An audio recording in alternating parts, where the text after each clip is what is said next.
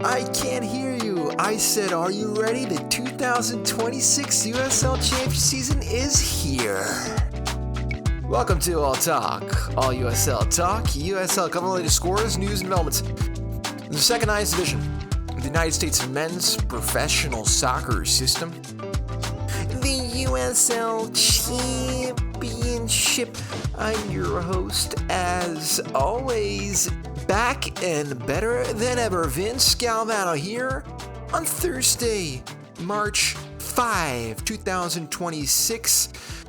About 24 hours away from the opening kickoff of the 2026 USL Championship season. After an incredible 2025 season, we're back. 2 expansion teams coming, a revamped US Open Cup format, the shadow of the 2026 FIFA World Cup looming over everything. There's never been more to talk about.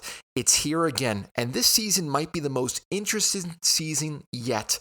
But there are also some big questions hanging over the league right now. Will the Open Cup format that's new actually benefit the USL clubs? Hey, we'll find out. Expansion teams, I'm talking Brooklyn, I'm talking Sporting Jacks. How will they compete in their first season as a franchise? Which clubs are ready to challenge the league's heavyweights like Louisville City, Charleston Battery, Pittsburgh Riverhounds? We can add New Mexico. We can certainly add FC Tulsa after last season. The biggest question of all, could labor negotiations between the league and the players' union impact the start of the season? Chaos, all of this and much more, including previewing all of the 25 teams. That's right, 25 teams in this year's installment, breaking down the biggest storylines heading into 2026, setting the stage for what could be a massive year in the USL Championship. So whether you're a longtime supporter, just discovering the league for the first time, as well as a podcast, let's get into the preview. But first, as always, I welcome feedback anytime, anywhere, any place. Just let me know your thoughts on the show, the structure. What are you enjoying? Like to see more of your listening habits on the way to work, taking a shower. You have it on while cooking, walking the dog? Let me know. Write me an email. talkuslchampionship@gmail.com. We're everywhere podcasts are available. We can also be found on all social media platforms with the handle TalkUSL. So if you want to support the podcast, make sure to give a review on whatever platform you're using to listen, whether you hate it, love it, 1 star, 5 star. I don't care. Just want to hear from you. Make sure to tell your fellow friends, family, and most importantly, those fellow USL fans to give it a listen. I really appreciate it. More so, you can find us not only on all podcast platforms, but everywhere across social media at TalkUSL. So your support, as always, is greatly appreciated. I want to hear from you. What are you excited about the most coming up to this season? But first, before we get into this season, how did we get here? I'm talking 2025 USL Championship playoffs.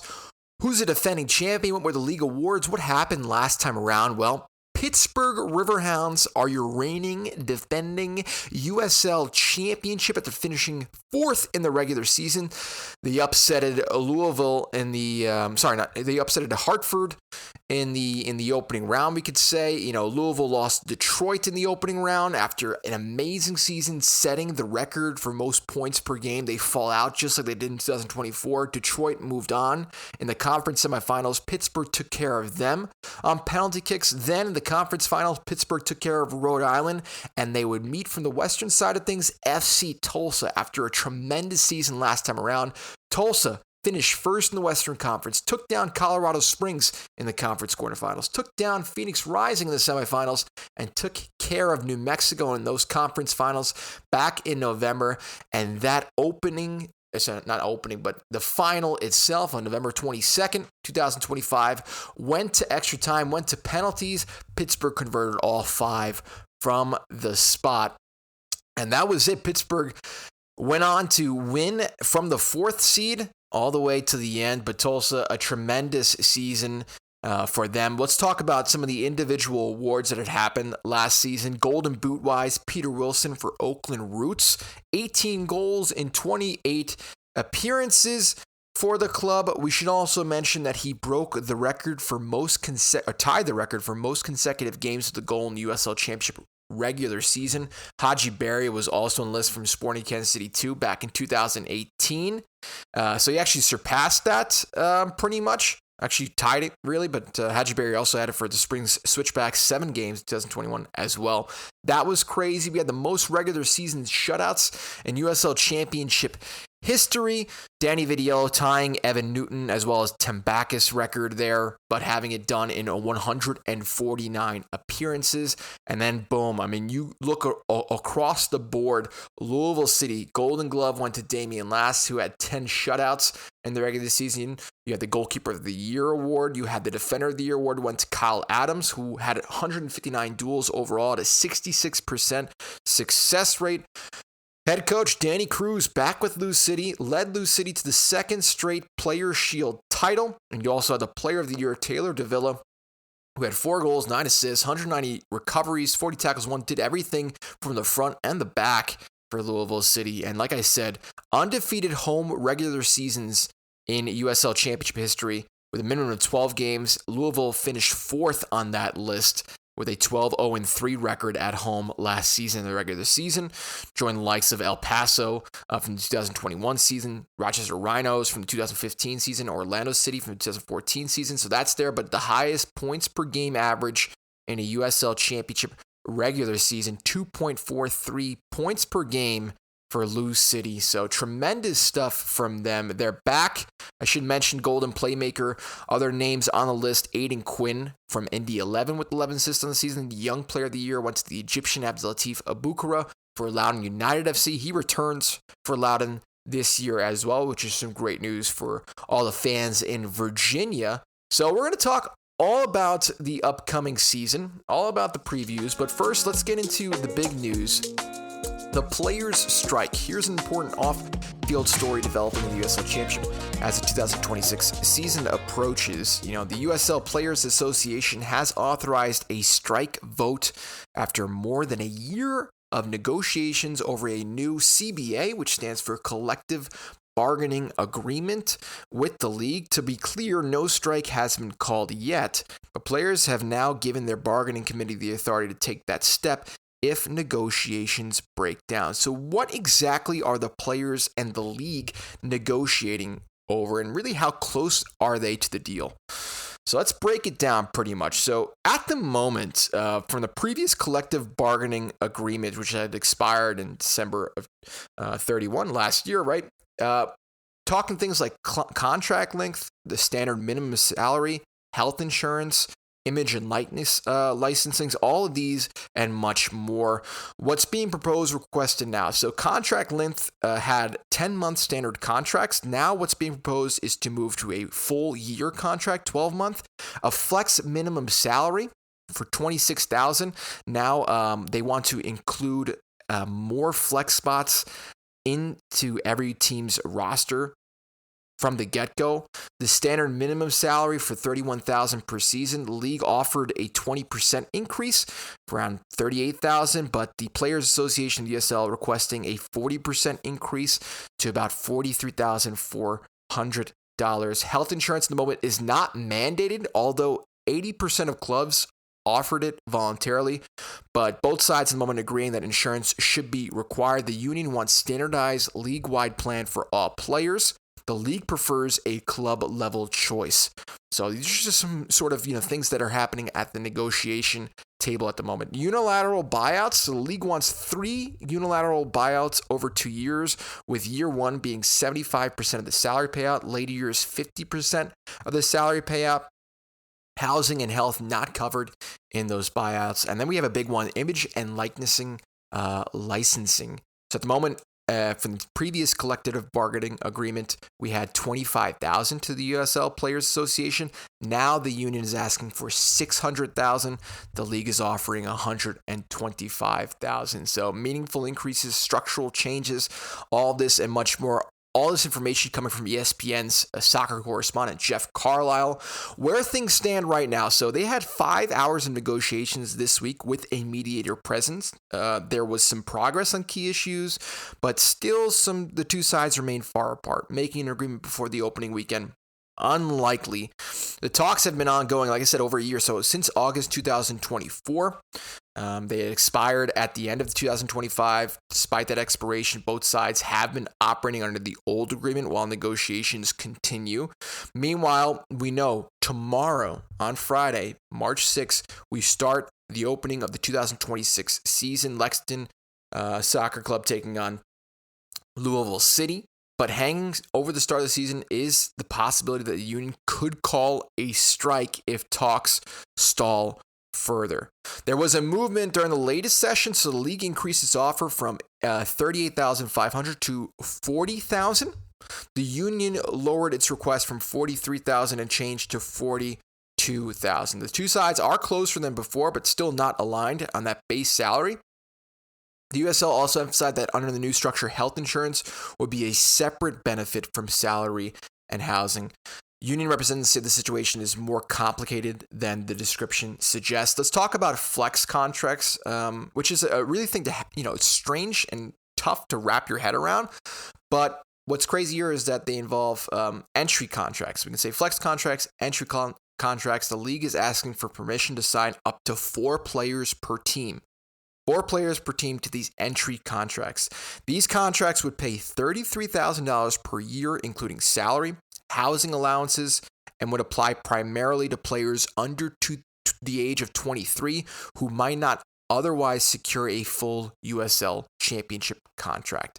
A major change, the buyout clause has been removed. This has been a big development in the negotiations that had taken place just this week. I mean, talking really off the cusp of this, the league removed the proposal that would have allowed teams to unilaterally buy out 3 contracts over 2 years. This has been a major sticking point for the players' union, which said that type of clause had never been previously agreed to.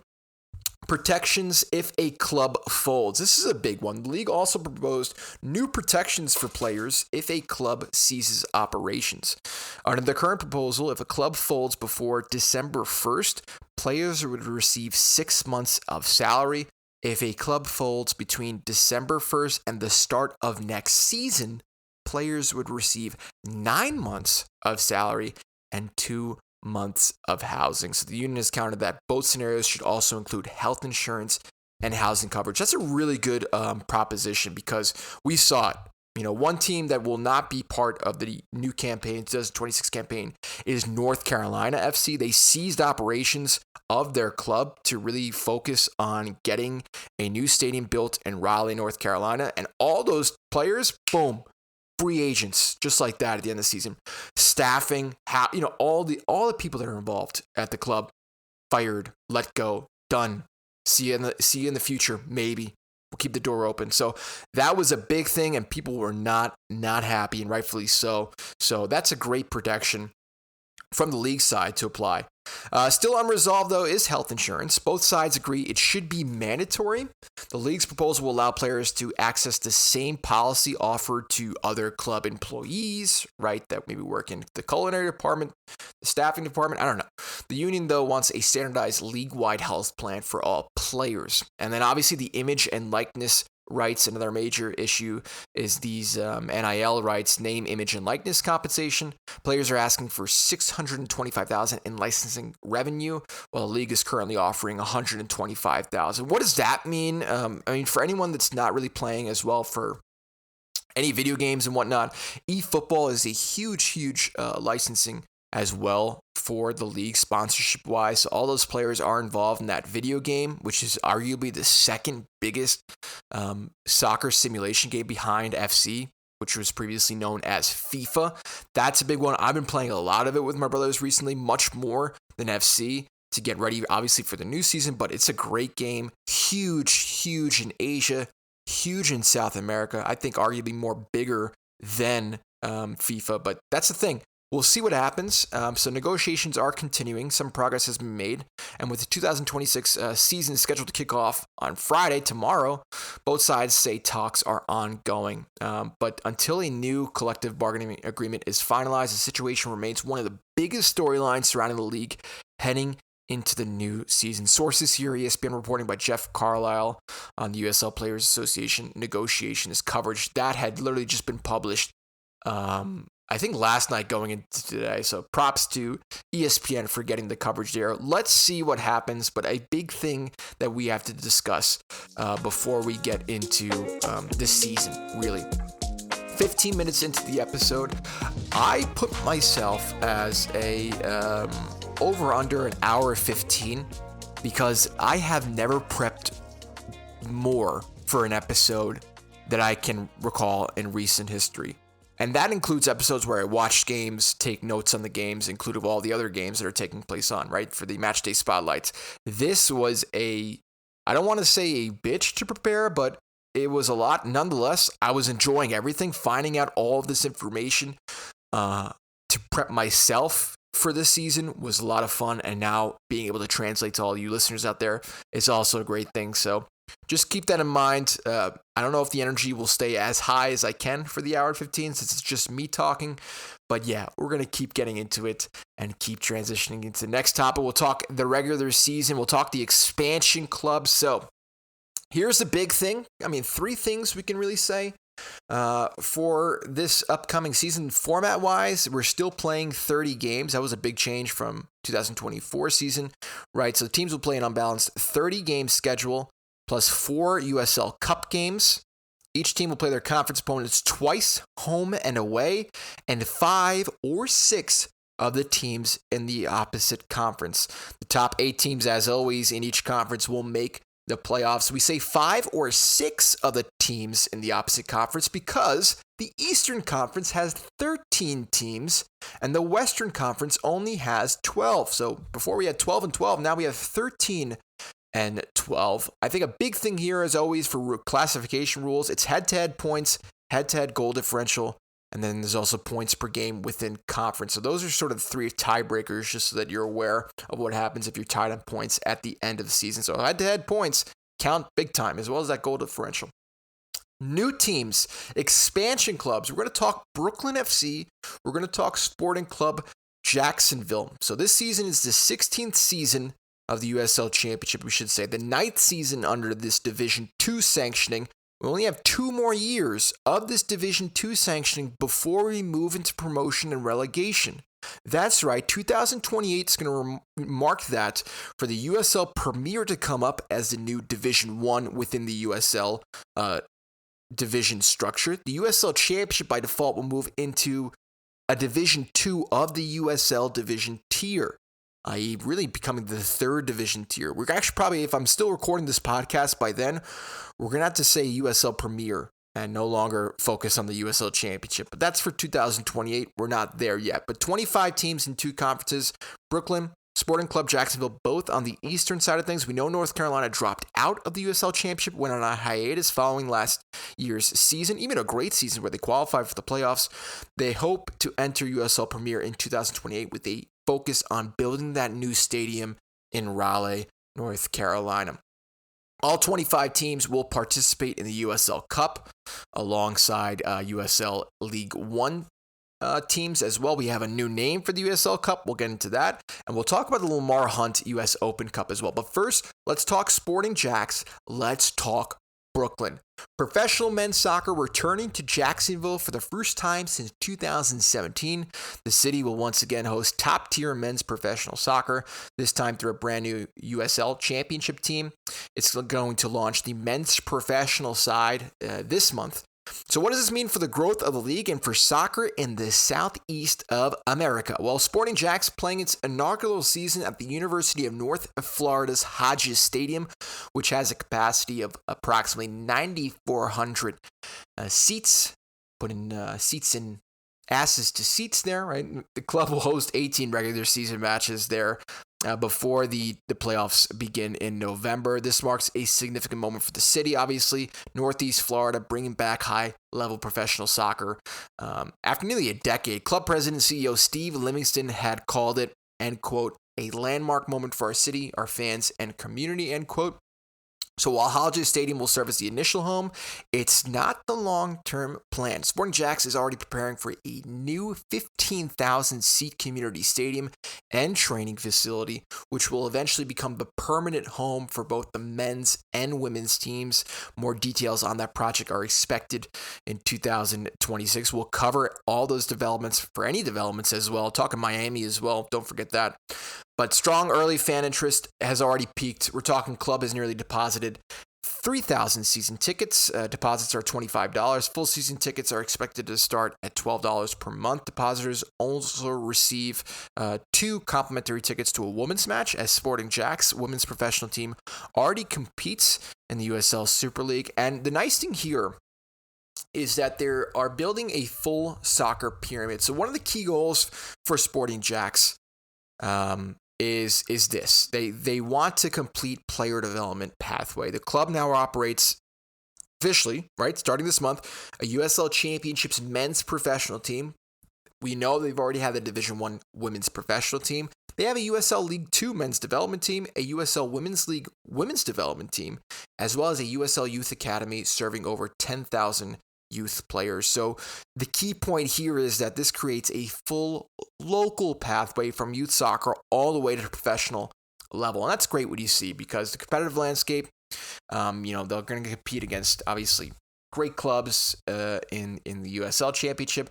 Matches are going to receive some exposure. The CBS Sports Network being a big one, ESPN Plus being a big one. So looking ahead, head of soccer, Mark Warburton, confirmed the club is already conducting its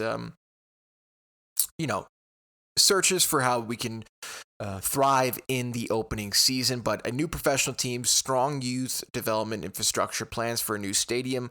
These are all really good indications for Sporting Jacks to have, let's say, a luxurious career as a franchise in the USL Championship for the future. That was Brett Bloomquist from El Paso Times talking a little bit more about the Sporting Club Jacksonville announcement. So 21 minutes into the episode, we got Sporting Club. I want to talk Brooklyn, but from the standpoint of their technical staff. Really, that's really what I want to talk about, because as they prepare for their inaugural USL Championship season, the club has now pretty much provided all information. We know coaching, performance operations staff that will work under head coach Marlon LeBlanc and sporting director Brian McBride. That is right, Brian McBride, one of the most respected names in American soccer, who's earned, close to 100 caps for the U.S. men's national team, scored 30 goals across friendlies, qualifiers, and tournaments. He appeared in 3 FIFA World Cups, 98, 2002, 2006, scoring in multiple editions. And after his playing career, he served as general manager for the U.S. men's national team from 2020 to 2023. So that's already great. That's the sporting director there for Brooklyn. We'll talk about the head coach, Marlon LeBlanc, and why Brooklyn is trusting him to lead this expansion project. We talked about Brooklyn also from the standpoint of the ownership group. We know Timothy Weah, one of the most prolific, notable U.S. men's current athletes for the national team, the likes of Christian Pulisic, Weston McKennie, right? Timothy Weah's name's absolutely up there. Father that played for AC Milan in Italy. He's playing in Italy was playing for Juventus, now was at Marseille. So he's part of the ownership group for Brooklyn. Brooklyn held off on starting in the 2025 season and pushed it to this year's just to make sure that everything was situated from staffing standpoint. So let's talk about that staff. Let's talk about Marlon LeBlanc first, the head coach. So he arrives in Brooklyn after 5 successful seasons from the Philadelphia Union reserve team. During that time, he led the team to 3 consecutive MLS Next Pro playoff appearances, 2022, 23, and 24. He won the Eastern Conference Championship in 2024. He guided the club to the MLS Next Pro Club final. Before his time within that Union season, 14 seasons as head coach at West Virginia University, where he built one of the most consistent college programs in the country. He led the Mountaineers to 3 conference championships, as well as 6 NCAA tournament appearances in those 14 seasons. Player development pedigree, I think, one of the things that Brooklyn is targeting, his reputation is in particular is for developing young players, preparing them for the professional level. So his work in player development also includes time with U.S. Soccer. In 2025, he serves as the head coach for the under 18 men's national team, leading the squad in international friendlies in Spain, as well as the UEFA Friendship Cup in Switzerland. The team recorded wins over France, Argentina, and Australia before defeating Portugal in the tournament final. So, great experience already developing young players, college-wise, as well as for the men's national team. Why Brooklyn chose him? Brian McBride emphasized his ability to build culture and develop players, strong relationship, championship environments, young talent capable of impacting the highest levels of U.S. soccer. So those qualities were seen as critical for an expansion club starting from scratch. There's also a personal connection to the city. So for LeBlanc, the job carries personal significance. Born in New York, described the opportunity as a full circle moment. He noted that his grandparents first established their roots in Brooklyn and that he's inspired by the vision of building a club that Brooklyn and New York City can be proud of. So what comes next? Well, assembling the first roster, the identity, the style of play, preparing for the inaugural season. And then we have additional announcements with regards to coaching staff hires as well. We'll get into the player signings later.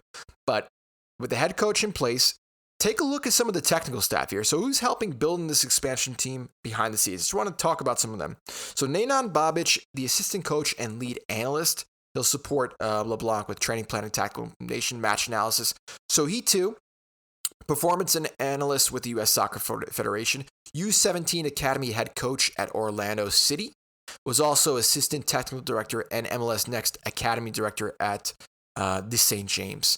So Babic, strong analytics, tactical preparation background of the staff. We have Yannick Dize, who has training design, opponent scouting, individual player development with New York City FC's U14, U16 teams, MLS Next head coach at New York Soccer Club, and technical director at PSG Academy, New York, holding both UEFA A and USSFA coaching license. We have Nedim Tukakovic, for the goalkeeper development, was recently working with Austin FC Reserve as goalkeeper and set piece specialist coach, held academy goalkeeper leadership roles with Austin FC and San Jose Earthquakes. He also has playing background that includes Besiktas, also youth international experience with Bosnia and the United States. We have Michael Higbee, head of performance, so the club's physical performance program. He's had experience with performance coach Houston Dynamo FC, sports science position with York United FC, Swansea City, under 23s to Birmingham City Academy. So player readiness, fitness, all going through him. And then I'll also mention their performance analyst as well, Mahmoud Mohammed, who's previously worked with Atlanta United as well as Chattanooga Red Wolves SC as well. So combining both that coaching and analytics experience. It's a good, solid Avengers, we can say, for who's behind the scenes setting it up for Brooklyn. So time will tell. We'll get into talking about Brooklyn soon. But first, I want to talk about the Jägermeister Cup, the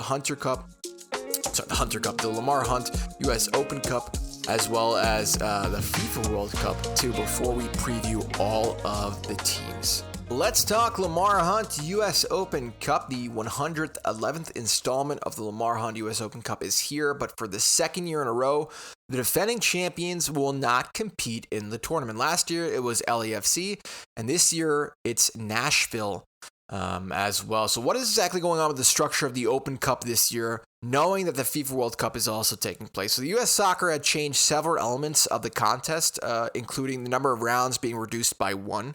Qualifying requirements were altered. The format now ensures, obviously, the highest level professional team of club enters the tournament. They also mentioned that National League qualifying track was removed. Participation is also limiting to teams that played a league season in 2025, which removes new professional clubs from entering the competition. Because of qualifying for the CONCACAF Champions Cup, the winner Nashville are unable to defend their title. So unfortunate that 2 years in a row, the defending champs are not participating. But here's the big number. USL Championship sending 17 teams into the tournament. So the teams are allocated based on the 2025 table and include all teams that entered the playoffs from last season, plus the next team outside of playoff consideration. One exception, obviously, is the fact that North Carolina is not competing due to not fielding a team this year. So here are the 17 teams. Please stand up if your name is called. Charleston, Colorado, Detroit, El Paso, FC Tulsa, Hartford Athletic, Indy 11, Lexington, Loudoun, Louisville, New Mexico, Orange County, Phoenix Rising, Pittsburgh Riverhounds, Rhode Island, Sacramento, and San Antonio. So these teams will enter the competition in the first round. For the MLS situation of the 27 American clubs, in MLS 16 will participate. So who are not participating are the ones that qualified for the Kickoff Championships Cup or the 2026 Leagues Cup. Because MLS is the only Division I league, all eligible MLS teams will enter automatically in the round of 32, which is the third round of the competition. Depending on Supporters Shield standings, we know this, one half of the MLS first team entrants will host their first matches, while the rest will begin with an away game. Championship, League One, Next Pro teams, along with the 32 Open Division teams, will all enter the first round of the tournament. Remember, cash is on the line. Hey man, winner of $50,000 bonus for advancing the furthest in the competition from their respective divisions. You also have the winner of the $250,000 for being the runner-up in the competition. And if you win this whole thing, we see a USL Championship team win it, $600,000 for winning the entire competition. So that's really cool. On February 23rd, it is announced, by the way, that South Georgia Tormenta FC will not participate in the USL League One season, including the US Open Cup. So, and it's a shame for it was announced back in late February that they released a statement saying that they will not compete in the USL League One season for 2026, although it had been an important role in the league's growth since winning the League One title in 2022, since its inaugural season. But what had happened really was that, and this goes back to the Players Association and their statement, that they said it was a league HQ governance failure because players had arrived, completed a medical evaluation, signed leases, in some cases relocated families, but training never began because Tormenta had failed to mention workers' compensation insurance, a mandatory requirement under the CBA. They had also said the Players Association that without coverage, players cannot legally or safely train under supervision. So, due to unresolved financial instability, the ownership failed to maintain the workers' compensation coverage, and without coverage, players cannot legally or safely participate in formal training. Just unfortunate that it had been the case. We'll see what happens there. But again, we only cover USL Championship, but I just want to get back to the fact that there's been some significant occurrences that is leading to change, and hopefully change for the better, so these things don't happen in the future. There's more structures in place. There's more compensation for the players, right? And we don't have to have these situations in the future, because it's kind of inexplicable that this is happening in 2026. I digress. Anyway, US Open Cup starts on March 17th, so this month. I will mention, if anyone asks you big changes to this season's US Open Cup, just tell them it's a bit more of a reduction structure because of schedule-wise, with the World Cup taking place, with facilities being needed, and so forth, right? 17 teams from the USL Championship, 8 teams that have qualified for the playoffs, including that one team outside of it. So it gives, again, the incentive to finish in 9th place as well. So just finishing outside the playoffs does also give you the chance to participate in one of the most prestigious competitions that have been taking place all throughout the years, our FA Cup, equivalent to England, right? And also mentioning that MLS Next Pro teams, it's only Caroline Core and Chattanooga from MLS Next Pro. So MLS teams are only fielding their first teams of the 16 teams that are included in that, right?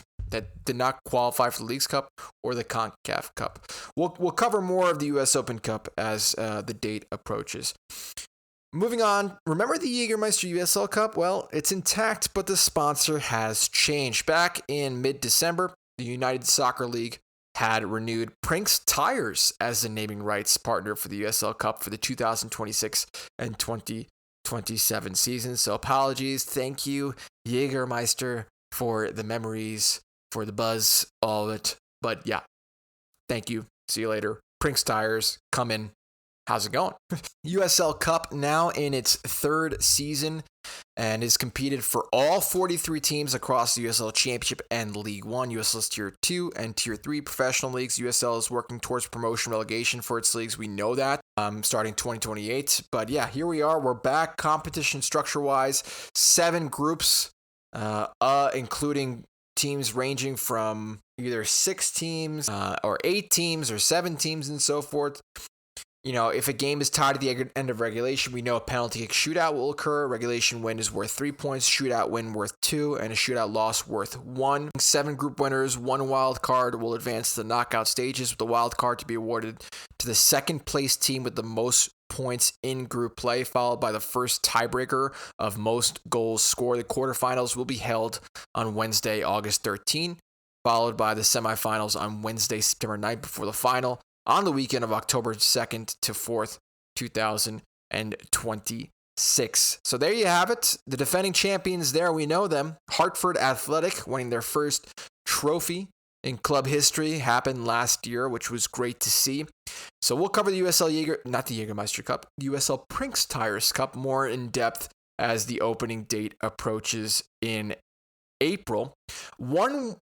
One game I want to mention there, by the way, on April 25th, which I'm hoping that my family attends because we actually live close in New York, even though I'm recording for Central Europe, is New York Cosmos taking on Brooklyn FC. So one of Americans' soccer historic brands will host one of its newest when the New York Cosmos welcome Brooklyn FC at Hitchcliff Stadium in a battle for local bragging rights in Group 5 on April 25th. I really look forward to that.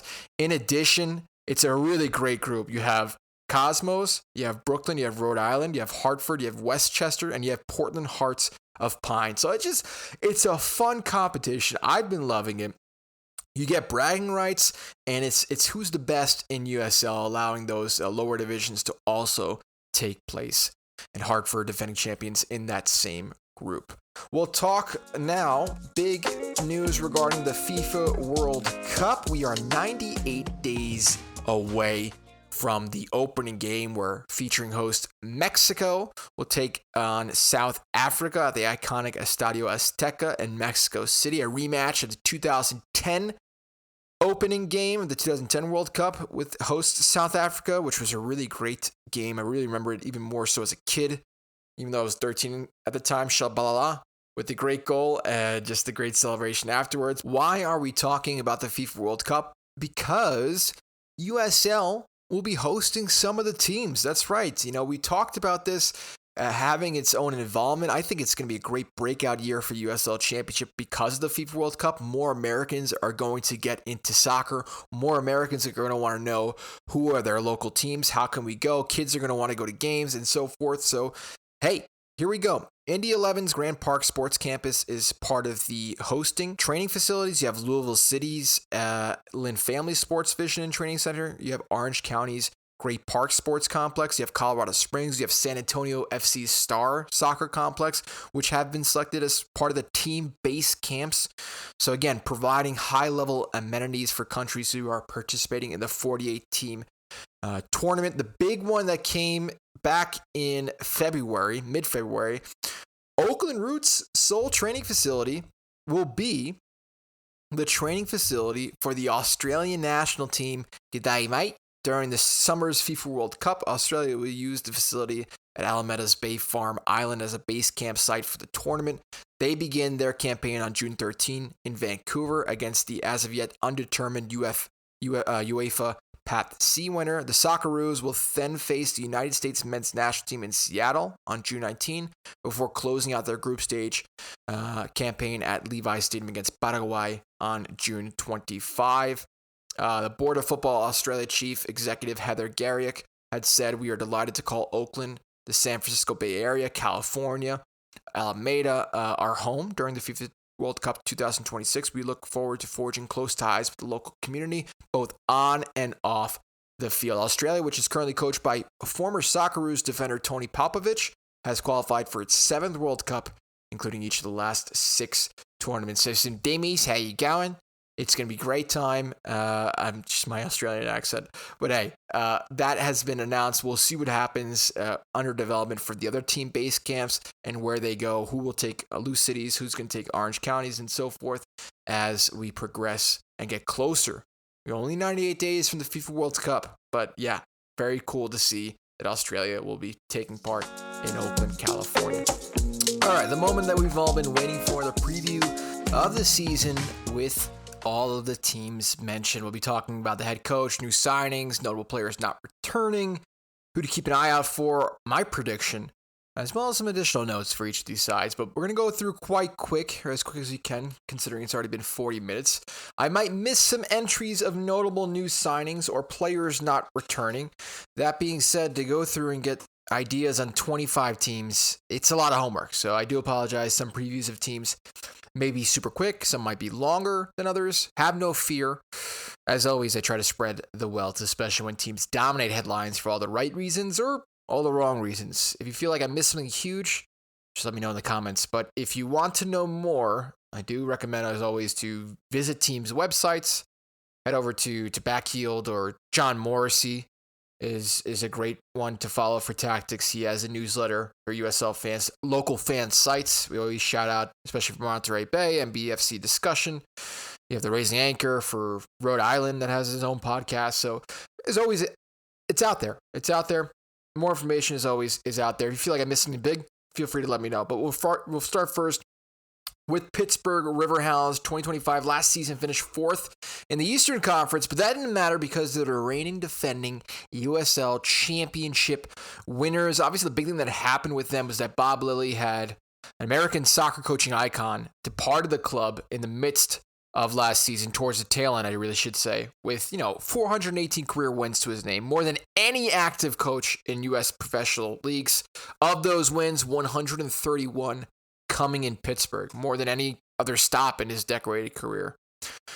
In the club's release, because in December they obviously had said that the Riverhounds named Rob Vincent as the team's new head coach after he guided the side through the playoffs, 2025 USL Championship title, and the acting head role coach. But the club's release had said that Lilly lifted the organization to the winning standard it holds today by making the playoffs in every year of his tenure, claiming the 2023 Players' Shield, and assembling the 2025 team that made history by winning the club its first USL Championship title. Tremendous stuff. Rob Vincent has a big shadow casted over him, but has already got that pretty much underway with winning the USL Championship. It's just a matter of now, hey, can we qualify again for the playoffs? New signings include, but not limited to, Nico Campuzano, the goalkeeper from Monterey Bay FC, making the switch over this time to Pittsburgh. Sam Bassett, the midfielder from Colorado Rapids, coming in. And then the return of the man himself, Albert Chico Dikwa, the forward who made headlines when he played for Pittsburgh, made the transfer over to Rhode Island, as we know. He's back, returning to his old stomping grounds. So certainly, hey, 2023 Player of the Year, Albert Dikwa, back to give Hounds a major attacking boost as he looked to defend the crown. But we have some notable players not returning. Eric Dick is a big one. The man between the pipes that was the player of the match in the final. Transferred to India 11. You have Sean Suber, the defender. Mainstay, also transferring to not Indy 11, but Charleston Battery. And then their forward, Augie Williams, has made the move over to Hartford. So other intra-league transfers. But who to keep an eye out for, I would say definitely on the defensive side of things, Edrak, he's been great. I think what you can really notice from this side is, one, hey, that team is one of the first teams in USL Championship playoffs to win a title without conceding a goal. Other thing you have are some solid returners. Junior at 2, Danny Griffin, Bradley Sample, Robbie Mertz. These guys, Edrak, they're coming back. So a good chunk of last year's team is already here. So it's strong. It's solid. The cool thing is, for the CBS match fixture, right? As always, there's always that CBS match fixture that comes either once or twice a season. National television, July 18. Mark your calendars, 12 p.m. Pittsburgh host Louisville City FC for the Battle of the East. Maybe.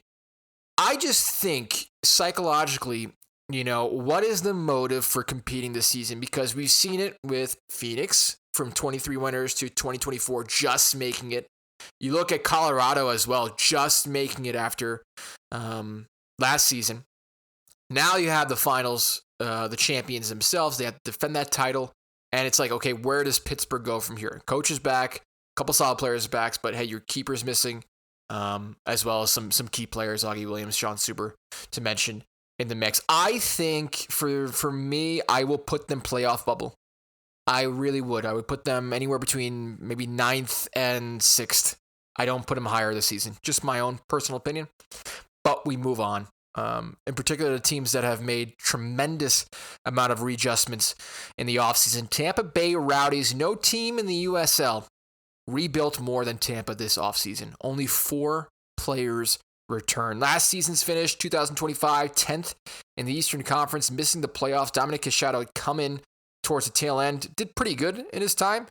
Still is the coach now for this new season, and they have plenty of new signings as well. One of them, in between the pipes, Jamali Waite, who arrives in Tampa after having spent 2 seasons with fellow USL Championship club El Paso Locomotive. He recorded 12 clean sheets across his 52 appearances for the Western Conference side. Obviously, he was the starting goalkeeper for Pittsburgh prior to that, helping the club to secure the 2023 Players' Shield. So they have a solid goalkeeper in between the pipes. Jamaican international as well, was the backup for Blake in the national team. M.D. Myers, the forward for Charleston. Oh yeah, bet you. He is going to Tampa after a tremendous season with the Battery. Was part of that tremendous partnership that had taken place with himself and Cal Jennings that, made Nick Marcanic no problem. We'll fill your shoes. Now he's got some shoes to fill in Tampa because Manuel Arteaga is not going to be there. The mainstay, the man himself, who was the main man for Tampa last season, he is transferred over to Las Vegas Lights. But other names to mention, Leland Archer for Charleston in the defense coming over. Marco Micheletto, who played in New Mexico 2 seasons ago, Colorado last season. He's in the mix. Russell Cicerone from Sacramento has transferred over to Tampa Bay. You also have Carson Henderlong, the attacker from FC Naples, who had a handful of goals last season in the USL League One. Pedro de la Bella, the attacker from North Carolina, as well as Evan Conway. So a lot of North Carolina's players that were free agents finding a home in Tampa. Leo Fernandez and Forrest Lasso are not returning for Tampa as they have retired. And you also have Aaron Guillen, who was a defender, but now moving over to Las Vegas Lights, similar to Manuel Arteaga. So who to keep an eye out for? I think Russell Cicerone, M.D. Myers, you could put on the list, but both of them proven attacking output at the championship level could be central to the reset. So a massive roster overhaul reminiscent of the 2018-19 season that led to the Eastern Conference titles in 2020-21. Casciato brings a winning pedigree after back-to-back USL League One Players' Shield with Newton Omaha. Tampa Bay did earn 21 points from losing positions in 2025, tied for the most in the league. And again, like I said, with only 4 players returning from the 2025 squad, making this one of the biggest roster rebuilds in the USL this season. I have them for a playoff lock. I don't know where they'll be. Honestly, that's just an easy one. It's a toss-up playoff lock, but let's see how it goes. But 1 to 8, no problem for Tampa. Even the one spot. I look at some of these tasty acquisitions, and they've really rehauled all lines from goalkeeper all the way to attackers.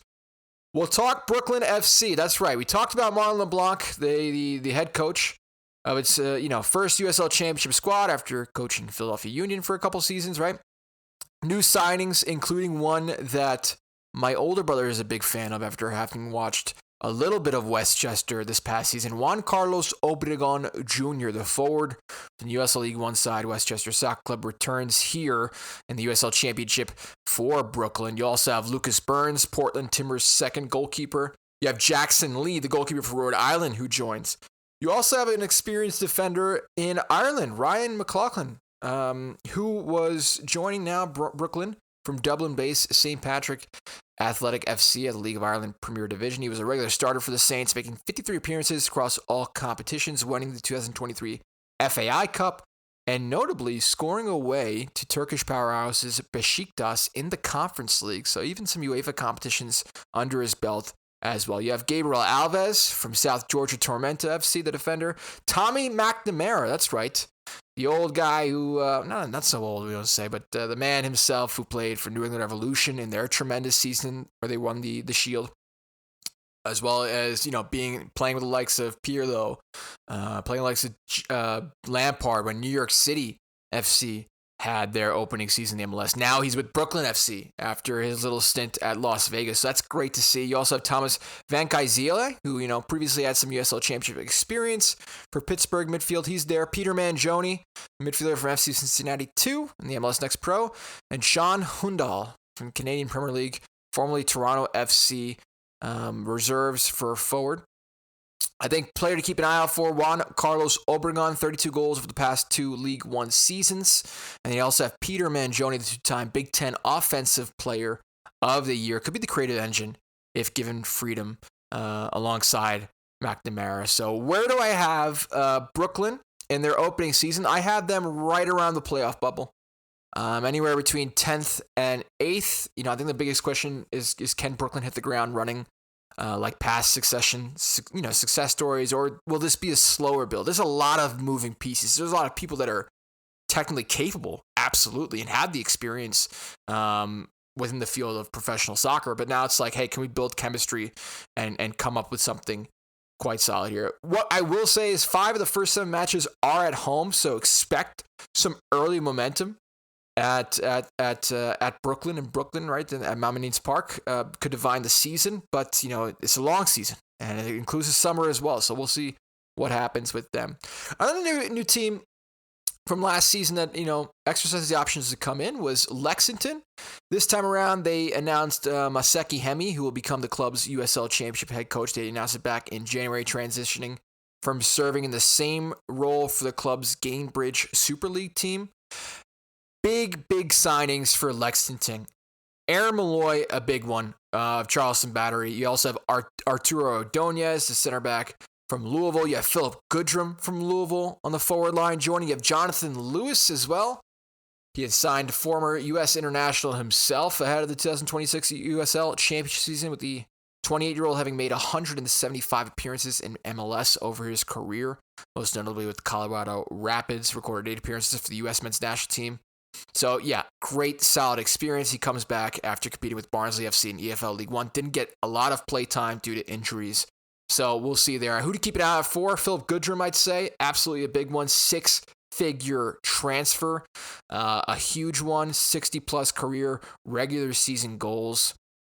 The club also has retained 14 players from last year's roster, including Blessing, Ketterer, Nick Firmino, Malik Henry Scott, so providing some continuity alongside the high-profile new arrivals. I have them as a title contender this season. Expect Lexington, after getting their feet wet last season in the USL Championship, with a solid, return, or you could say debut. But I think after investing heavily in proven championship stars, can they convert that ambition into results immediately? This is one of the most aggressive off seasons in the league. 6-figure transfer for Goodrum and multiple all-league level additions. So a core is there. You can't chalk it down as a full rebuild. Absolutely not. This team is serious in investing and wants to compete for the title. I have them easy top 4 and also possibly getting that title. Charleston Battery, 2025's last season, second in the Eastern Conference, lost the Eastern Conference quarterfinal in the playoffs. Ben Pierman stealing the headlines here because they've agreed, Charleston, with him to have a nice multi-year contract extension. The guy had guided Charleston to a remarkable run, 54 regular season wins over his first 3 seasons at the helm. They have some solid new signings. Sean Suber coming in from Pittsburgh Riverhounds. You have Laurent Kisedu, previously with Memphis 901, was just playing abroad in Czech Republic. He's had 21 goals and 95 league appearances while playing for Memphis, so already has that USL Championship experience coming back from overseas. You have Nathan Messer from Portland Hearts of Pine in the defense. You have Wilmer Cabrera Jr. up top. Malik Foster, as well as a winger. Miguel Berry being a forward. Players not returning, though. This is where it gets interesting. I'd say big core 4, if not core 3. Cal Jennings will no longer be part of the Battery squad. He left and went to go play J3 League in Japan, 3rd Division Tier M D. Myers made the transition from Charleston to join the project over there at Tampa, as well as Leland Archer. So 2 of them over there, that pair heading over to Tampa. And then Aaron Malloy transferring to Lexington, the engine of the team, the guy who's just been a staple in that defensive midfield, always averaging great success for passes and so forth. But you do have Graham Smith returning for Charleston. He's always solid. Charleston scored 62 goals in 2025, the most in the USL Championship. But now not having M.D. Myers, not having Cal Jennings, and, looking at the fact they brought in Wilmer Cabrera Jr., Malik Foster, sure, I don't think it'll be as the same in regards to last season with the amount of goals. I do foresee, though, Ben Pierman at the helm, some solid additions with Sean Suber. I think Casado coming back is pretty cool. So I have them mid-table. I really have them anywhere between 6th and 4th, maybe 3rd for the 2026 season. Let's talk Sacramento Republic FC. 2025 last season finished 2nd in the Western Conference with 56 points. A USL Cup finalist, eventually losing over there at home, unfortunately, to Hartford Athletic. They were eliminated as well in the Western Conference quarterfinals. The head coach, O'Neal Collins, returning this time around. You have new signings, Forster Iago, the forward, Kyle Edwards, the forward from Hartford Athletic. You have Malongo coming from Monterey Bay, Arturo Rodriguez in the midfield. Players not returning, though. You have, notable 2 big ones, Russell Cicerone in the offensive line. He made the switch over to Tampa. And then obviously the big one, the sad one, was obviously Rodrigo Lopez, the midfielder, synonymous with Sacramento, retiring after the end of last season. But Kyle Edwards, career best season in Hartford, brings direct goal threat to a team that maybe you could argue lacked a consistent number 9. The biggest question, if the chance arrives again, can Sacramento finally close the deal in big knockout matches? Attack that lacked a true focal point in 2025. Collins has clearly prioritized pace and an individual 1v1 threat this offseason. Malongo will be certainly very integral to that. But another big departure doesn't come from the players' side, but instead involved with the offices, and that includes the president, Todd Dunivant, departing the club at the end of the year to become the sporting director of New York City FC, ending a successful 8-year tenure in Sacramento. So a lot of changes. I have them mid-table this time around, possibly playoff bubble, but Sacramento typically know how to cast for side and plan for a big season as well as a long season. So I don't have any doubts in Neil Collins. I just don't think they'll be as high as they were last season. Orange County, 7th in Western Conference, just made it to the playoffs towards the tail end of last season. They were eliminated in the Western Conference semifinals. The Englishman Danny Stone at the helm for OC. Some new signings for them includes Jameer Johnson, the forward from Philadelphia Union 2 Next Pro. You also have Mateo Bunbury, the Portland Timbers reserve team MLS Next Pro, homegrown promotion for him, which is good. Nicolo Chata, defender of OCSC2, the USL Academy.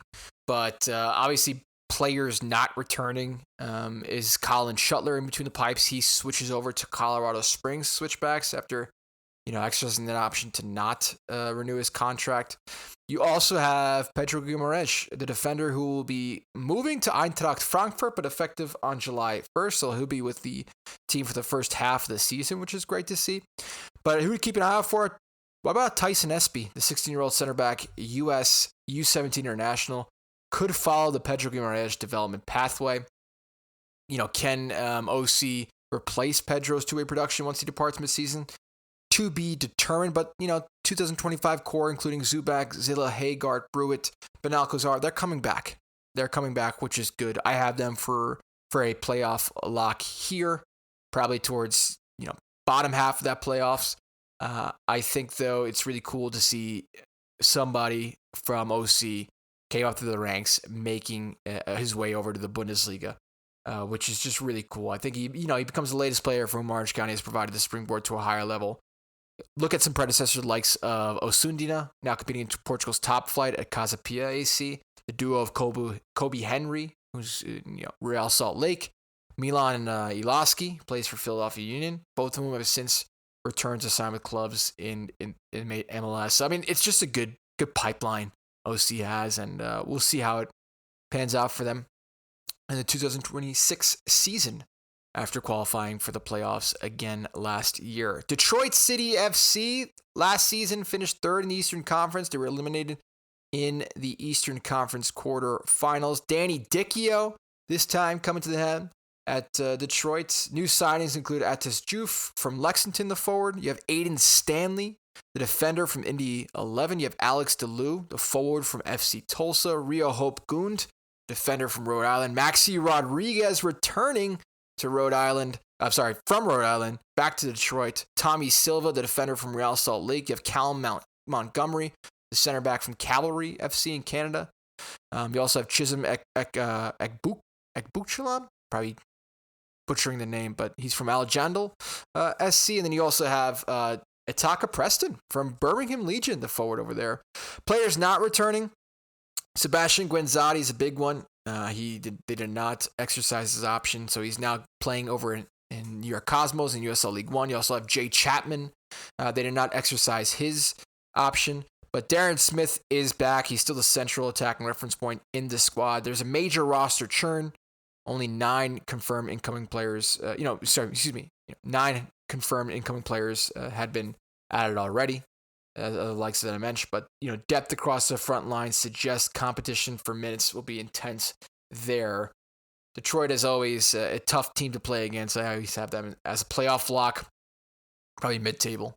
FC Tulsa, let's talk about the finalists. The big one, 2025 last season finished first Western Conference champions, Western Conference title winners, lost in PKs in the final to Pittsburgh. Luke Spencer back at the helm as the head coach. New signings include that are notable. Alex Tambakis, the New Mexico United goalkeeper, will now be donning the Scissortails jersey for this season. You have Bruno Lapa, the midfielder from Birmingham Legion FC formerly. He's back here. You have Nelson Pierre, the forward from Vancouver Whitecaps on loan. And a big one, Remy Cabral from Phoenix Rising FC, the forward over there, will be heading over to FC Tulsa. And the biggest news for FC Tulsa was Calhera not returning, but instead what had happened is that he is going to head over to the MLS, playing for Sporting Kansas City. His transfer fee is the highest in club history, as well as a top 5 all time between a USL Championship side and an MLS side, which is pretty cool. Johan Peñarata, the goalkeeper, has transferred to Lexington, so he will not be in between the pipes again for FC Tulsa, but they will have Jamie Weber coming back in the midfield. Tulsa are now officially operating a develop, compete, sell model, contending while monetizing talent, we could say. But Calhera's move to Sporting was the largest transfer fee in club history. How big, is a gap to fill for that, because that was 17 league goals. That's a big attacking ceiling. But if Remy Cabral stays fit, and he produces in the output, he had 6 goals last campaign, could potentially look for him a good target this time around, playing for Tulsa, get in the double digits, and just enjoy being in that spotlight, because Tulsa will certainly appreciate a player who wants to grab that brass ring after what was a tremendous last season. Louisville City FC, the one that were breaking records, points per game and so forth. First in the Eastern Conference with 73 points in the regular season, but then eliminated in the first round in the Eastern Conference quarterfinals playoffs afterwards. Danny Cruz is back as head coach, one of the youngest coaches to achieve 100 wins in his career. New signings include Chris Donovan, the forward from Philadelphia Union 2, Mukwele Akale, the winger from New Mexico United. You have Shunwumi as well, the forward. Hugo Faru, the goalkeeper that was in between the pipes for Loudoun United. But really the big one here is the key returners. Taylor DeVille, the 2025 Player of the Year, is back. Kyle Adams, 2025 Defender of the Year, is back. Aiden McFadden, the All-League First Team. Sean Tosh, who has the most appearances out of any USL Championship player with 300. He's back, All-League Second Team. Josh Jones, who's Defender of the Year finalist. Ray Serrano, the midfielder, is back. So solid players returning, but who's not returning? Well, you could say Damian Lass. He has made the move over from Championship to the MLS, now playing for Austin FC. Neil McCabe had retired. Philip Goodrum went over to Lexington. Brian Omby had retired as well. Arturo Ordonez, end of contract, and made the transition over to Lexington. Adrian Perez, his option for a contract extension was declined, so he went to Colorado Springs. And then Cameron Lancaster, his loan has ended. But, Josh Jones, center back, all-league first-team selection, Defender of the Year finalist 2025, now signed through 2028 and firmly part of Lou City's defensive core. Title contender once again this season, but call me crazy. They dominate, and that's great. I wonder if more squad rotation will happen this season, purposefully putting the team in difficult positions to maybe build some character, get that skin a little bit thicker. So when it comes times to when things don't go your way, you're used to it or you've been exposed to it. Get comfortable with the odds stacked against them. I think coaches, particularly at the top level, I'm talking, high professional top 5 leagues in Europe, those that have, a good example, I think Pep Guardiola does this in particular around those transfer windows, especially January. You'll notice like a dip in form, something like that. I think I seen Allegri do this as well while he was coaching Juventus, now coaching in Milan. They just kind of, they put out a lineup. You're like, that doesn't make any sense. Why would they put out, he could have played, he should have played. And I think it's a reason just to get the management to give them the money they need to buy a new player, trying to convince them, hey, this player is not working. They do it 100%. The biggest question, though, is, who becomes the number 9 after Philip Guntram's departure? But the foundation is there. 6 of the 23 players in the history with 150 appearances for one club are Louisville players. So they have that duration. Again, July 18th, 12 p.m. Eastern Time, 9 Pacific. Boom, CBS, Pittsburgh, taking on Lou City. Definitely one to mark for the calendars. Miami FC 13th in the Eastern Conference. As we make our way, ahead a little bit, 13th in the Eastern Conference, 12th in the Eastern Conference. They missed the playoffs. Gaston Modoni was a big one.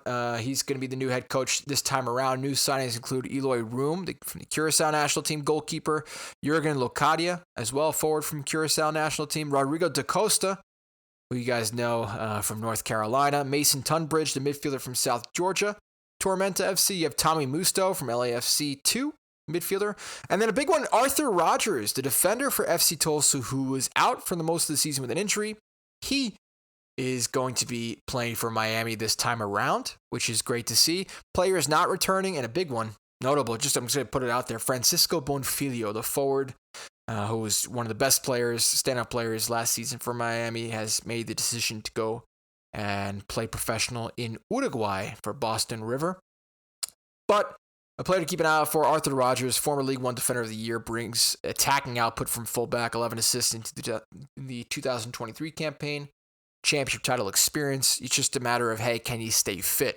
Veteran attacker Rodrigo da Costa enters the season with 56 goals and 34 assists in USL Championship play. I do, though, foresee another rebuild for Miami, albeit with these two experienced veterans coming in and playing in the line of defense and the line of midfield. But the cool news is future home of Miami FC's planned soccer-specific stadium sports performance hub has appointed veteran soccer executive Nick Sakovitz as its chief executive officer. That was a big thing that had just taken place quite recently in the headlines. In January, he has, in regards to, what he's done, he brings more than 3 decades of professional leadership experience gained in sports, particularly stadium development, large-scale urban and mixed-use projects. So, one of the founding executives of MLS as the league's first vice president of commercial sponsorship sales. He has led some of the most transformative complex sports and real estate initiatives in the nation. So that's a great guy to have as the CEO of that project for Miami. Rogers brings Western Conference title experience because it's a two-way production from the back. But let's see what happens this year. I still have him over as a rebuild. Missing out the playoffs, but can they not finish last place is the question. Oakland Roots, 10th in the Western Conference, missed the playoffs. Ryan Martin, as well as a plethora of players from Loudoun United, not just the coach, but other players like Keegan Tingy, the defender, Ty McCabe, the midfielder, Florian Valo, midfielder / forward as well for Loudoun. So Loudoun 2.0, maybe. We could say no, but seriously, it's pretty cool. You also have Jackson joining Oakland from Pittsburgh. That's a big one. 24-year-old recorded 4 goals in 31 appearances across all competitions for the Hounds. including notching 3 goals in the group stage of the 2025 USL Cup. Players not returning, I should say more top management, but it's Benny Feilhaber, who was the head coach, as well as Jordan Farrell, the sporting director. He's departed. Peter Wilson, though, is a big one to keep an eye out for. 2025 Golden Boot winner is back. So the biggest question, can Ryan Martin finally give Oakland continuity and a clear identity, albeit Loudoun 2.0 on West Coast? 7 coaching changes since the launch, but Martin himself, we know, is explicitly a long-haul builder. Can he get it off the ground and running? Can Oakland Roots qualify for the playoffs? I have them down as playoff bubble, fighting for that 8th spot, 7th spot, which I think is feasible, considering a lot of that core is there. Just kind of take what's good from Oakland and adapt what's useful, and boom, you're in. New Mexico United, Dennis Sanchez, head coach, returning 2025. Last season finished 3rd in the Western Conference, reached Western Conference final. Some big signings here. Justin Rennicks, the forward from New England Revolution system. Also some experience in Europe. He is joining, and he'll be donning the yellow and black for New Mexico. You have Reed Steven, the forward from South Georgia Tormenta. You have Rosa Rena coming in as the goalkeeper to replace Tambakis. Kip Keller, permanent deal after his loan, and then Christian Nava returning to the club. Players, though, not returning. Daniel Bruce, he's retired. Kalen Ryden has retired. Tambakis has transferred to another USL Championship side, FC Tulsa. Mukwele Akale has transferred to Louisville City, and then Talon Maples transferred to Colorado Springs Switchbacks. But still, Dayon Harris is there. I think it's a rebuild year for New Mexico. I have them just outside the playoff spot, just because they lost some core players, including the likes of Daniel Bruce, including the likes of Talon Maples. These are some core players in the middle of your team, so it's going to be tough to replace them. The average great possession stats, the highest single season mark in USL Championship history, with 60.9% possession. But longtime players of the club departed, so this is a transition into a new era for that roster. We'll see what happens there. And by the way, we are approaching an hour and 15, so I knew already we would be over it, but man, oh man, we keep going. El Paso Locomotive, 2025 last season finish, 4th in the Western Conference, lost the Western Conference quarterfinal. Cabrera no longer the head coach. Instead, it moves over to Junior Gonzalez. New signings include, but not limited to, Rubio Ruben, the forward for Charleston Battery. He makes his way over to El Paso. You have Carl Sante, the midfielder from Phoenix Rising FC, who was in loan previously. Alex Mendez, midfielder from Tampa Bay Rowdies. Nicholas Cardona, the defender, who arrives in El Paso after 2 seasons with Miami FC. He's had 53 appearances, compiled 4 assists while leading the club in tackles and dual success rate in 2024, along with tackle success rate in 2025 of 81%, which is quite solid. Players not returning, though, include, obviously, the head coach, I should say, but Frank DeRoma is a big midfielder that won't be back. But who to keep an eye out for? Take a look at your El Salvadorian internationals. Eric Calvillo, the midfielder, who has had El Salvador national experience. He's logged 122 appearances while bagging 16 goals and 11 assists from the center of the park. And then obviously Amando Moreno, who recorded the 50th regular season goal of his career in USL Championship last season. The El Salvador national is the 33rd player to reach a landmark like that in league history. And reached their mark in his 166th regular season game. I have them as playoff bubble. They led the league with 9 goals from corner kicks, believe it or not, showing how dangerous they could be on set pieces. But, is the coaching change from Wilmer Cabrera to Junior Gonzalez a sign that a tactical reset will happen despite last year's improvement?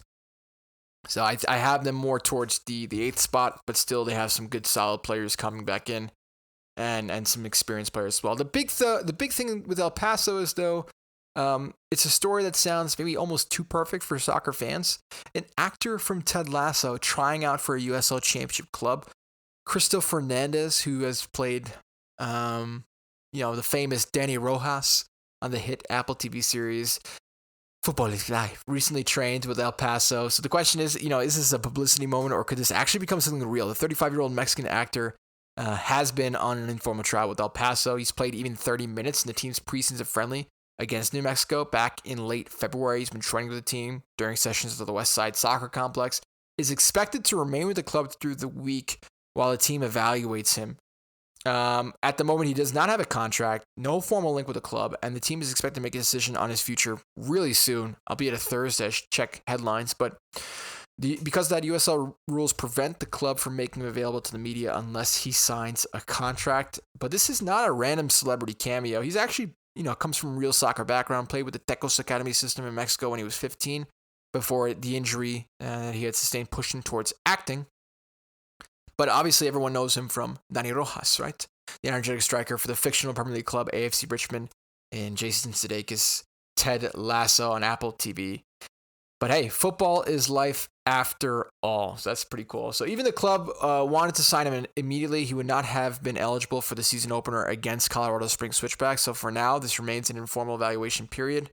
Reports also say that he participated in a friendly with Chicago FC's reserve squad about 2 weeks earlier, so it's possible he may generally be exploring whether returning to professional soccer is possible. But how often do you see a Ted Lasso character, an actor himself, potentially joining and playing professional soccer? If he does sign, I think we all know what the chant in El Paso is going to be. Football is life.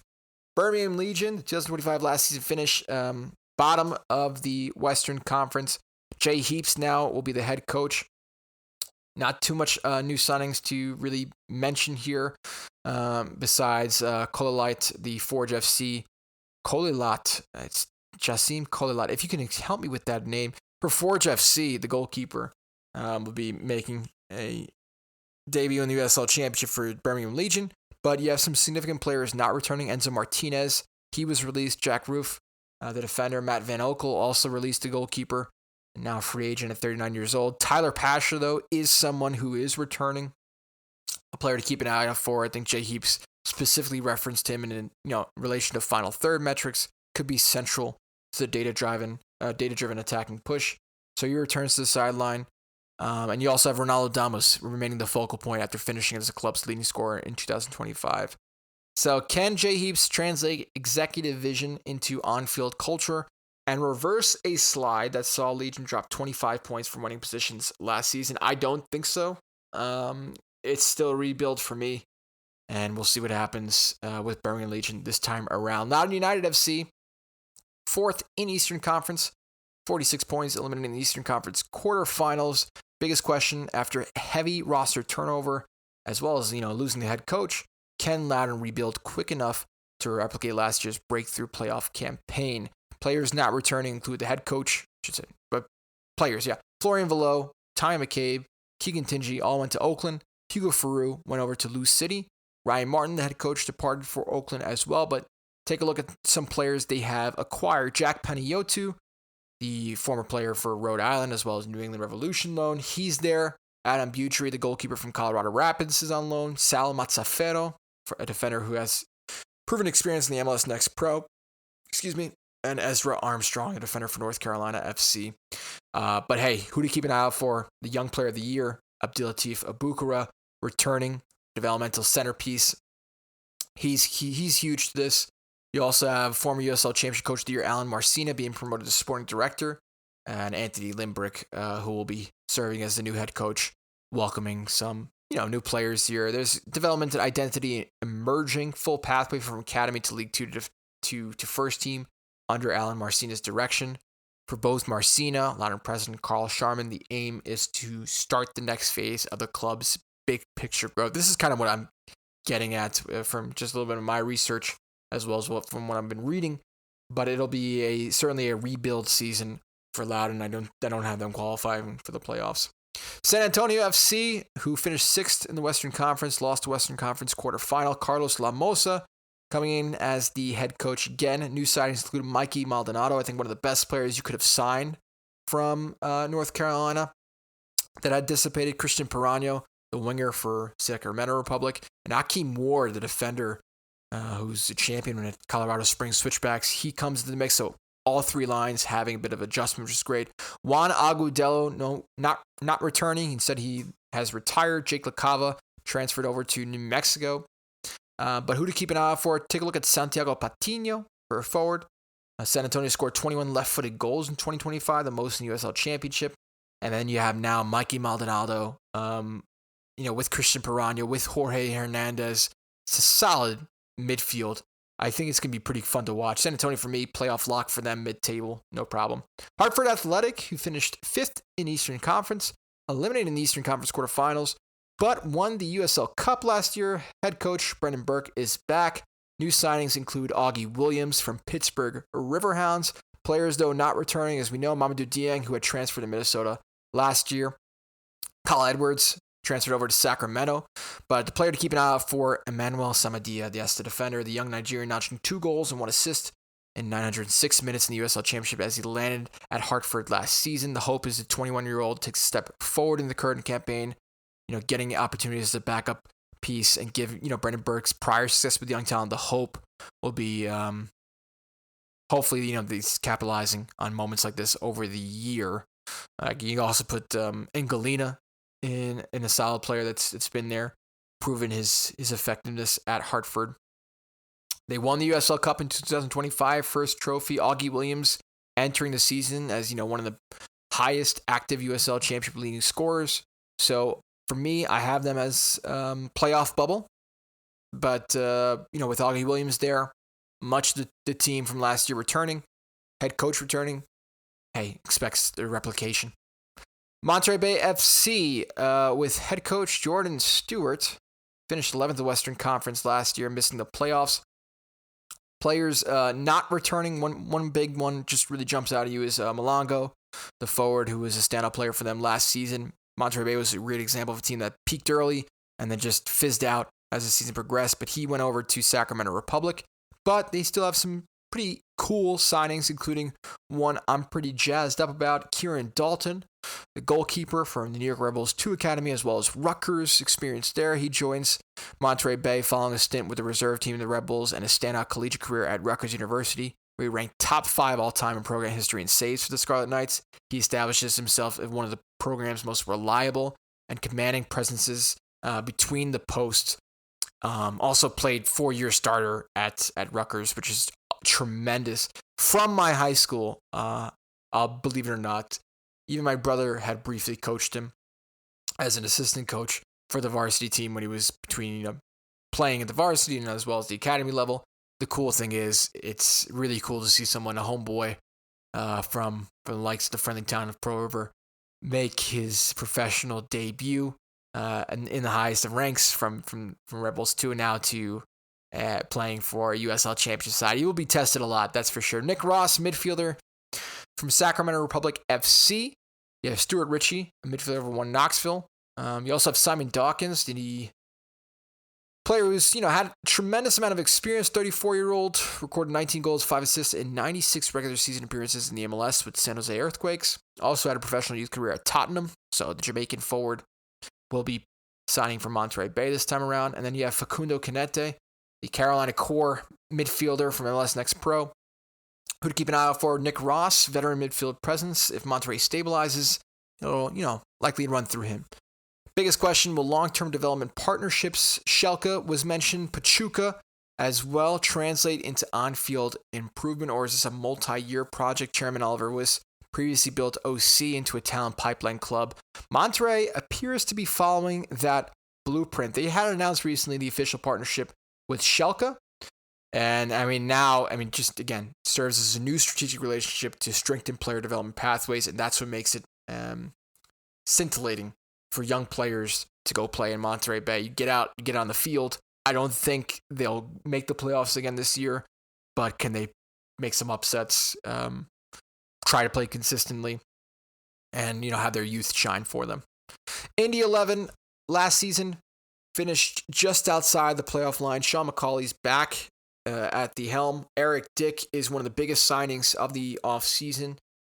The reigning defending USL Championship goalkeeper will be playing in between the pipes for Indy 11. You also have Alejandro Mitrano, the defender from Miami FC, Hezron Berry from New England Revolution 2, Mikel Rashid from South Georgia Tormenta FC, the center back over there. You have Charlie Sharp, with a lone spell at Tampa Bay Rowdies, also played for Toronto FC reserve team forward, also coming into the fold for Indy 11. Mikel Rashid, by the way, is 6'5" in terms of height for center back, dominates in duels, 70% on the ground, 62% aerial. could be the athletic defensive anchor Macaulay needs. But can he blend these aging veterans with younger, more athletic pieces to modernize Indy's system? Indy were one of the 5 oldest teams in the league last year, with an average age just hovering right below 28. But the youth integration could define that ceiling. I have them in the playoff bubble yet again, just like last year. Sporting Club Jacksonville, the expansion club, first USL Championship season in 2026. Head coach Liam Fox. New signings include Mohamed Traore, the defender from Phoenix Rising. You had Edgardo Rito, the midfielder, former USL Championship All-League player. You have Jake McGuire, goalkeeper from North Carolina FC. Juan Kuzain, the midfielder from St. Louis City. You also have Emil Jaskalainen, the forward from St. Louis City 2, MLS Next Pro as well. Players to keep an eye out for include Ziki Soto, high-energy presser and transition outlet, looks central to Fox's aggressive system. And then I mentioned Jaskalainen, the 7 goals and 8 assists in his MLS Next Pro season. Could be the breakout attacking piece in Fox's high-tempo system. Can this young, high-pressing roster sustain its aggressive 4-4-2? That's a big question. They look direct, fast, and fearless. It's a different style. Is it sustainable? We'll find out. I have them just underneath the playoff bubble. Maybe qualifying. Probably not. Rhode Island FC, 7th in the Eastern Conference, reached the Eastern Conference final. Head coach Kano Smith. He's back. New signings include Leo Alfonso, the forward from Atlanta United. Jamin Gogo Peters, a forward from Brown University, coming directly to play professional here. You have Nick Scardina, the defender from Crown Legacy FC, Charlotte FC System, and P. Rodriguez, on loan from Lanús. Players not returning include Maxi Rodriguez, Albert Dikwa, who both have returned to their kind of previous clubs. Player to keep an eye out for, the Quizera's back. Despite finishing 7th in the East, Rhode Island made a deep run to the Eastern Conference Final. The major offseason focus was improving an attack that averaged under 1 goal per game in 2025. They have Centerville Bank Stadium now. I think that's kind of been integrated. A bit more of an identity. They are a team that, for me, they were the Draw Kings in their first season. Back-to-back seasons qualifying. I think now Kano Smith is still there. I don't see a reason why they wouldn't qualify again for the playoffs, but I don't expect them to be in that top 4. I really have them more towards 8th to 4th, probably 8th to 5th, probably 8th to 6th. You know, I'm kind of keep going back here, but that's just my opinion of Rhode Island. Let's see what happens. Phoenix Rising, who finished 5th in the Western Conference, reached the Western Conference semifinals. Pamadou Ka back at the helm for them as the head coach. New signings include Diego Gomez, the midfielder from Necaxa, Juan Carvajal, the Colombian, who made 7 goal contributions in 30 appearances between 2023 and 2025, including in the Copa Libertadores, where he scored the go-ahead goal against Club Deportivo Palestino back in May of 2024. You have Gunnar Stutenhoft, the forward from Huntsville City FC, but you have a lot of players not returning. Remy Cabral, Emil Coelho, Ryan Flood had their contracts expire. Asengwe went to LA Galaxy. Carlos Sante went to FC Dallas, So they returned to their parent clubs after respective loans. But Hope Aveyevu is still there in the midfield, so he's a guy that will be integral to that team. They massively outperformed their expected goals in 2025. The club is building around a young core. Aveyevu, Diego Gomez, Jean-Éric Morceau is included in that list. For me, I have them as a playoff lock. Las Vegas Lights FC finished at the bottom of the Western Conference last year, missing the playoff. Devin Rensing is the head coach this time around. New signings include Aaron Guillen, the defender from Tampa Bay, Manuel Arteaga, the forward from Tampa Bay, Jaron Mazzola, the goalkeeper, formerly of Sacramento Republic, Kyle Scott midfield. You have Charlie Lanfear, who was just signed this week from the USL League 2 side Ballard FC. So he signs his first professional contract ahead of the 2026 championship season. Mark Ibarra comes from Rhode Island. Ben Mines comes from Loudoun United. So really nice, solid midfield overhaul with Arteaga coming in at the top of the line. But you have a lot of players not returning. Mackenzie Gaines is one of them. Ty McNamara, who went to Brooklyn. Stefan Stojanovic, who went to Brooklyn. Couple questionable free agents. I don't know if I agree with Coleman Gannon and Gennaro Nigro. Not having their contracts extended, maybe for good reasons. Nate Jones, his loan ended, went back to Colorado. You have Joe Giao, who retired. Dadu Peters, whose contract was bought out, so they are not coming back. Rory O'Driscoll's in the list too.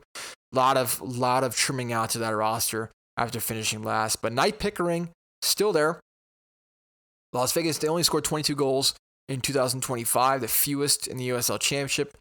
Club recorded only 15 goals from open play. So, I mean, big shoes for Manuel Arteaga. Not to fill, but just to try to, I don't know what I'm trying to say as we're an hour and a half of this recording. But the fact is, I don't know how many chances are you going to get to score, honestly, with this side that's signifying giving more rebuilding. You do have the likes of Ibarra, Ben Mines, solid midfielders. So it's just, hey, can you make the most of your opportunities at the top there? Enjoy the play time, enjoy the exposure, and maybe you can get into the playoffs. But I have them as a rebuild, finishing outside of the playoff zone. And that's pretty much it for 25 teams covered. Whew. Just got to take a deep breath here. Opening weekend we'll get into, and then we'll wrap up the episode after an hour and a half of going at it. Opening weekend's a big one starting tomorrow, ladies and gentlemen. Lexington is taking on Louisville City tomorrow at 7:30 p.m. Eastern, 4:30 Pacific, or is it 3:30? 3:30 Pacific? 3-hour difference? 3-hour difference. 4:30 Pacific. The Commonwealth Cup, or El Clásico to some, isn't quite at the top of the list of USL Championship rivalries yet. But Lexington hosting Louisville City to start the new season is a heck of a way to kick things off. Lexington's already been busy in the offseason bolstering its squad. Head coach Masaki Hemi would add to his, reputation if he can get Sporting's first win against its in-state rival this time around. So that's going to be a tantalizing game to kick things off. Then Saturday, or for the boys, Saturday for USL Championship, we are back, baby. Charleston Battery hosting Pittsburgh. 6 p.m. Eastern, 3 Pacific. You also have at 7:30 p.m. Eastern, 4:30 Pacific on Saturday.